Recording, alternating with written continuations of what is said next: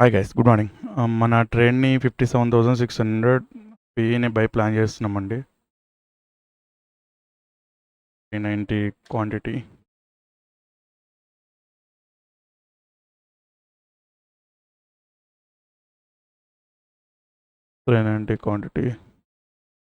Then I will explain. Down side వెళ్తుంది market. ఇప్పుడు ఏమన్నా రిట్రేస్మెంట్ తీసుకునే ఛాన్స్ కొంచెం ఉండొచ్చు. ఇక్కడ మొమెంటం వెళ్తుందని కొంచెం, అంటే ఇంకా మంచి బెస్ట్ లెవెల్లో దొరుకుతుందని చెప్పని కొంచెం అంతే ఇంకేం లేదు.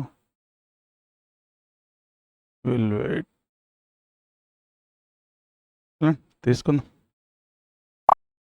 246లో మన ట్రేడ్ ఎగ్జిక్యూట్ అయ్యింది. ఐ విల్ ఎక్స్ప్లెయిన్ ఎందుకు అదైంది. నేను చూసారా, కొంచెం మనం వెళ్తే బాగుంటుండే. ప్రీమియం అనేది క్విక్గా మనకి అప్ అండ్ డౌన్స్ అవుతూ ఉంటుంది. పొజిషన్స్లో చూపిస్తాను. పొజిషన్స్ వచ్చి 246లో అయింది 390 క్వాంటిటీ. ఓకే, ఫైనల్గా అది ప్రాఫిట్ ఆర్ లాస్, అది ట్రేడ్ ఎగ్జిట్ అయిన తర్వాత మీకు నేను అది క్లియర్గా ఎక్స్ప్లెయిన్ చేస్తానండి. ఓకే, జస్ట్ మన ట్రేడ్ని ఎగ్జిట్ చేసేసానండి. రీజన్ మీకు ఇప్పుడు ఎక్స్ప్లెయిన్ చేస్తాను. ట్రేడ్ని లాస్లోనే ఎగ్జిట్ చేశాను. 10,000 లాస్ ఇచ్చాను. మన ప్రీమియం చార్ట్లోకి వెళ్దాము.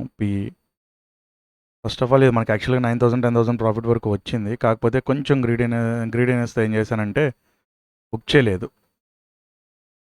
ఇంకా కొంచెం ప్రాఫిట్కి తీసుకెళ్దామని చెప్పని వెయిట్ చేయడంతో ఆ గ్రీడీనెస్ ఇప్పుడు మన ట్రేడ్ని లాస్లోకి తీసుకెళ్ళింది. మనం ఎక్కడ ఎంటర్ అయ్యామంటే ఇదిగోండి, ఈ ప్లేస్లో ఎంటర్ అయ్యాం. ఈ ప్లేస్లో ఆర్డర్ బుక్లో 919కి 246 మనం ఎంట్రీ అయ్యాము. ప్రీమియం చార్ట్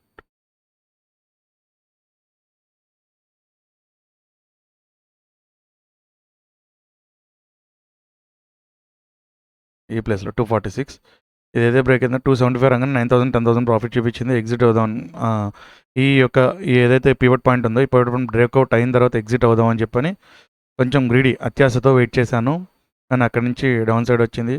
మనకి బ్యాంక్ నిఫ్టీ చార్ట్లో అంత పెద్ద మూమెంటం ఏం అవ్వలేదు, కానీ ప్రీమియం డీకే బాగా జరిగింది. ఇక్కడ నుంచి ఇక్కడికి వచ్చేటప్పటికి మనకి ప్రీమియం డీకే అనేది బాగా జరిగింది. దీని యొక్క బ్రేక్అవుట్ నేను పెట్టుకున్నాను. బ్రేక్అవుట్ అయిపోయింది.